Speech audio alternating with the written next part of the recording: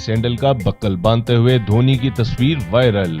साबिक भारतीय कप्तान और विकेटकीपर बैट्समैन महेंद्र सिंह धोनी ने इन दिनों क्रिकेट से ब्रेक लिया हुआ है।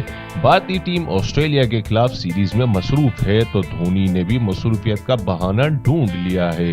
इन दिनों धोनी अपनी फैमिली को भरपूर वक्त दे रहे हैं और फैमिली के साथ मुख्तलिफ मौके पर ली गई तस्वीर और वीडियोस भी सोशल मीडिया पर बाकायदगी से शेयर कर रहे हैं।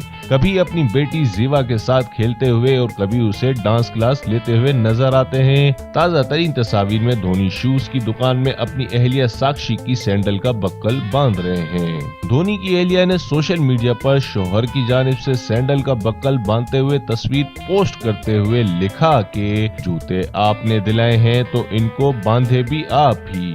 धोनी एक रोजा इंटरनेशनल मैचों की सीरीज के लिए आइंदा साल जनवरी के अवाइल में टीम को ज्वाइन करेंगे।